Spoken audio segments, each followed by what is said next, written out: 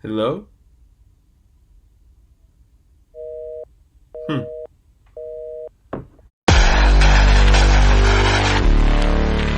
Hi, I'm Jack, and welcome back because today I'm going to give you guys a review for a movie that I finally got the chance to see recently, The Black Phone. It is directed by Scott Derrickson, who gave us films like Sinister, The Exorcism of Emily Rose, and Doctor Strange, and it stars Ethan Hawke, Mason Thames, Madeleine McGraw, Brady Hepner, James Ransone, Jeremy Davies, and many more. And with that said, let's get started.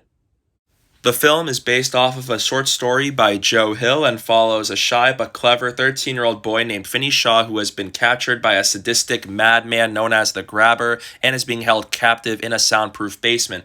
However, when a disconnected phone starts to ring all of a sudden, he finds out that he is able to hear the voices of the Grabber's previous victims, and they are dead set on making sure that Finney survives the Grabber.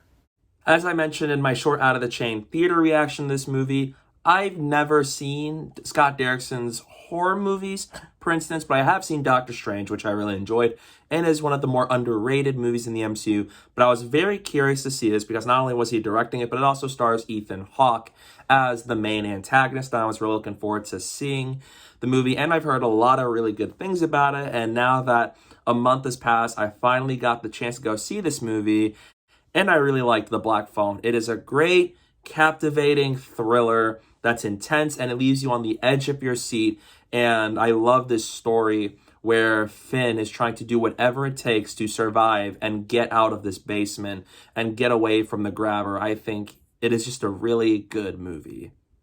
Kicking things off with the positives, I really like the cast here. Ethan Hawke is fantastic as the Grabber. I loved just his mannerisms and how he just plays this very creepy character, and he really sells you on that, and he really gives you just danger where you're afraid for Finn and some of the other kids who have been captured by this man, and so as how this whole situation is unfolding. I really like him as a threat. There's urgency, there's tension here, and once Finney gets captured by the Grabber, everything goes up to 11 with the stakes here because now you have a clear goal. We now know what has to happen. We now know Finney and what he has to accomplish here.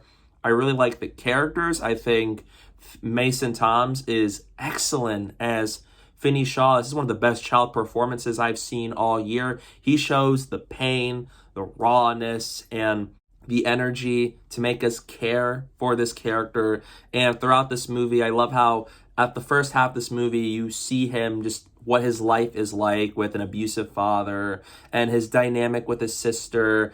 And once he and the Grabber meet up with one another, that's when you now know what has to happen. And we know some stuff about him for us to really be able to connect and care about Finney because he's put in a really horrific situation. And I really like that a lot. And I love this character growth he goes through over the course of the movie. And I think Mason Thames did an excellent job of bringing that to life with his performance. And Madeleine McGraw plays Gwen, the sister to Finney in this movie, and I was able to buy into their sibling dynamic they have with one another. I loved some of their scenes together, and I really bought into Gwen also trying to do whatever it takes to save her brother, and so as do whatever it takes to uncover the clues that's been given to her, and so as finding out where could the Grabber might be. And I really love their dynamic with one another. I think all the cast is really good. Jeremy Davies plays the father of Finney and Gwen. Really like him too. Everyone's just good in this movie. Cannot say any less about that. And Ethan Hawke, really good actor. And nevertheless, he is really awesome in this movie. This is a fantastic performance. And this movie is set in the 70s in 1978, and I love how there's this dark atmosphere in this movie. Like, this is a lived-in town, but it's not necessarily a place you would want to be in. And not just that too, but even with some of the set design, with how the houses and trees, and even how the basement looks, it's very creepy. It gives this very dark and murky atmosphere that you feel like you have a very unnerving sense of dread and that you really are just fearful of this location because it's not necessarily a nice place to be in. And even just this whole location that they're necessarily located in. So really like that. It really added a sense of horror into this movie and a sense of thrills to be found And I really like that when you have a horror slash thriller movie and you have an environment where the characters aren't necessarily in the best place, even your main character, and what do they do to get out of that situation. I think that is really good here. There's also a great soundtrack here with songs assembled from that time period. I'm not going to spoil what the songs are, but obviously if you grew up in the 70s and you love these certain songs, you'll know it when you see it. Really good soundtrack assembled for this movie. And not only is that really good too, but so as just the situation, it's really well built up, and the tension and suspense keep going higher as the movie progresses, where it's like Finn is trying to do whatever it takes to escape, and almost whenever it looks like he might have found a way, it backfires.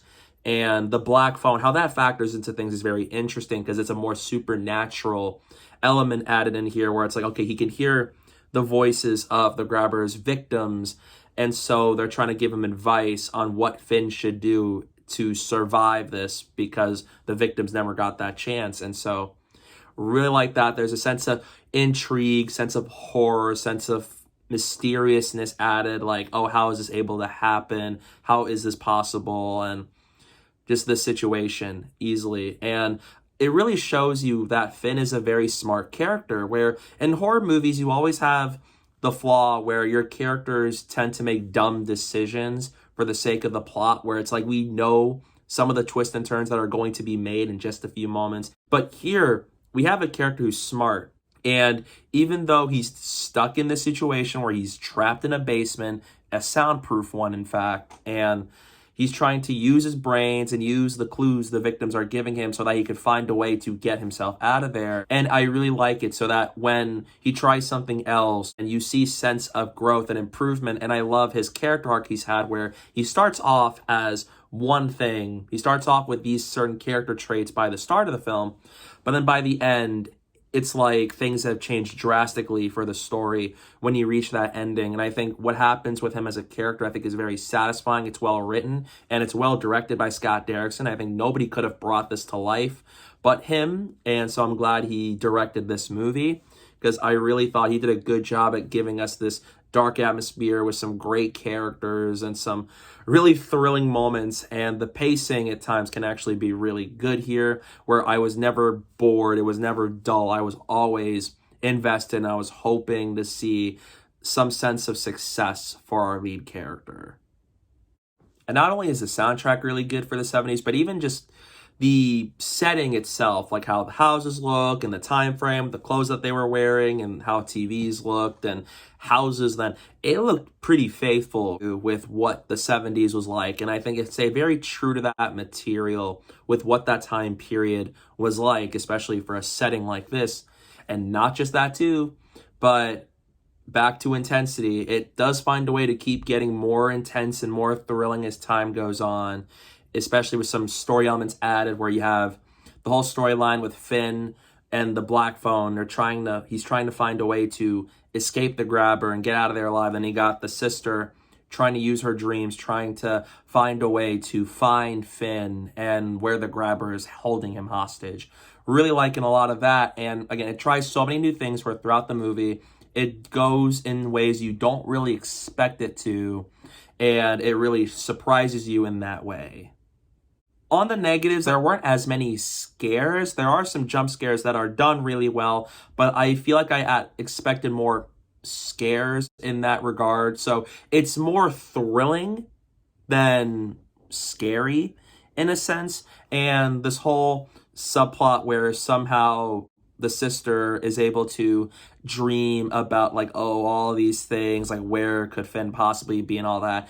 They don't really explain it in the story. It just feels like she's just able to do this. There's a reference as to how this could have possibly happening, but we don't quite get a full idea on like, oh, how is Gwen just able to do this? And it feels a little convenient how she just finds out about all these things. So I feel like at times it could be a little convenient with how our characters push the story forward and how our characters find out about like, oh, where Finn might possibly be, what did the grabber do to the victims and all that. So could have been a little less convenient in that regard. I could have used more explanation on how Gwen's able to be a clairvoyant in a sense. But overall, I really enjoyed The Black Phone. I think it's a great thriller movie. It's well directed by Scott Derrickson, and it is one of the most intense movies I've seen all year, with some great performances from Ethan Hawke and Mason Toms, and really dug this movie. It's a great horror movie that really surprised me, and so in the end, I'm going to give The Black Phone an A-. I heard there's a sequel to The Black Phone happening. That's a rumor, I think, but I am interested in checking it out if that is the case, and I will go see that when it drops. But yeah, I really enjoyed The Black Phone. I think it's a really great movie. Definitely surprised me, and it's a thriller and horror movie that I think you guys should most definitely check out. And The Grabber, his mask, I think, is really cool, just what they do there. I know I didn't mention in the review, but I love what they do with the mask, where sometimes it looks like it's smiling, sometimes it looks like it's angry, or you just don't see a mouth at all. That's really clever. That could be another iconic mask from a horror movie character, just like Michael Myers and Jason Voorhees and all that. So that's a possibility, and I think that's really cool. So yeah, those are my thoughts on The Black Phone. What are your thoughts on this movie? Let me know down below in the comment section. I'd love to hear your thoughts on it. And stay tuned for some upcoming videos I have coming up soon. And don't forget to follow me on social media. My username is down below at the bottom of the screen and in the description below. So please go do that while you're at it. And thank you guys so much for watching. And don't forget to hit that like button and the subscribe button. And stay tuned for more.